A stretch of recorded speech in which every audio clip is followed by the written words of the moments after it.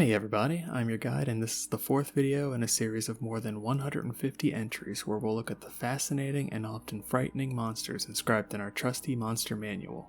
In each video, we'll cover what's in the manual but also other interesting tidbits I found in my travels. This companion series is meant to educate, entertain, and elevate your excursions into the more dangerous areas of the Forgotten Realms. Everywhere from the cemetery behind your local church to the Nine Hells and everywhere in between, and even some places much more interesting. So come, join me, let's begin.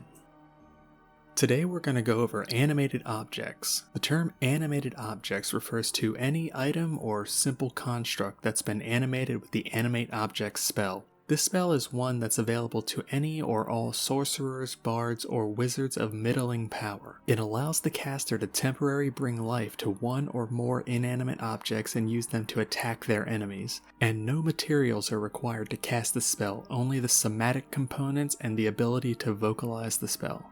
This spell could animate objects made of any non-magical materials such as ceramic, fabric, glass, leather, metal, or wood. For the older transmutation version of the spell, the number of objects a caster could animate depended on how experienced he or she was. For the newer version, it was limited to a maximum of 10 small objects.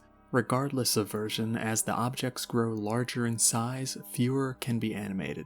For example, 10 candlesticks versus 5 chairs. There's also an alteration version of the spell where the focus is on volume rather than quantity, and the size of the volume is also based on the caster's experience. The caster can also animate masses of raw matter such as water, a stone from a wall, or a rock on the ground if they so choose. The duration of the spell also varies based on the caster's experience, and once it's cast, the objects immediately spring to life and attack a designated target of the caster's choosing. The movement rate, attack method, and potential damage obviously varies based on the type of object and their weight. Animated objects have the ability to see in the darkness and in dim light. Like other constructs, they don't need to eat, breathe, or rest, only magic to keep them alive. They're also immune to any effects that affected the mind and also to such things as poison and disease. Moving forward, normally I'd like to go over each type of potentially animated object, their powers and ecology, but nearly any lifeless object can be animated with magic, so to describe all of them broadly would be nearly impossible. What we're going to do instead is just go over a few of the more typically animated objects you'll find in your adventures.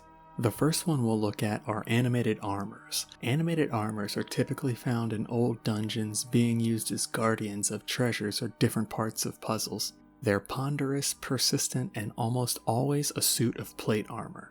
And to add to their menace, animated armor is frequently enchanted with scripted speech or the ability to deliver and comprehend riddles. Rare suits of animated armor are even able to carry an actual conversation. In fact, Clank was the name given to a suit of animated armor that was used to guard the Elf Song Tavern in Baldur's Gate during the late 15th century DR. Next, let's have a quick look at flying swords. Flying swords are usually found dancing through the air, fighting with the confidence of a warrior that can't be injured. Swords are the most common weapons animated with magic, but axes, clubs, daggers, maces, spears, and even self-loading crossbows are also known to exist in animated object form. For the casters among you, if you are accosted by animated objects, they're particularly susceptible to the Dispel magic spell and the anti-magic field you'll find in the Eye of a Beholder. And last but certainly not least, let's have a look at one of the more interesting animated objects you might find during your travels. This one's called the Rug of Smothering.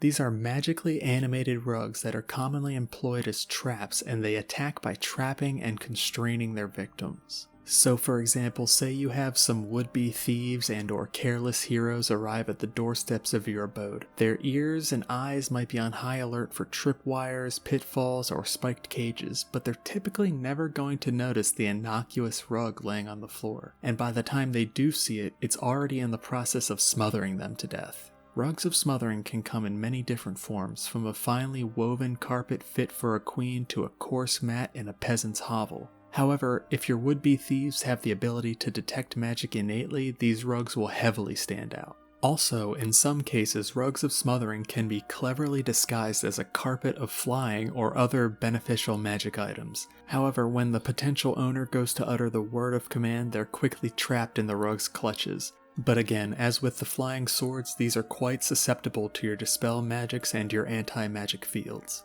And honestly, that's going to cover it for your typical animated objects. These are pretty ubiquitous items you'll find during dungeon delves. They're not particularly powerful, but with this series I'm covering the challenging monsters as well as the lesser challenging ones. However, if you're not prepared, that plain old sword or axe or rug on the floor might just pop up and come after you. So always be on your guard and maybe keep a dispel magic spell in the back of your mind. Alright guys, a rather short one today. I didn't think it was going to be a particularly long entry, but I never really know until I do the reading. A lot of times I'm learning along with you guys. So if you look at the following page in the monster manual, the next video is going to be on the Ankeg, a rather nasty looking insectoid. Anyways, this is your guide signing out. Be safe, take care, and happy trails.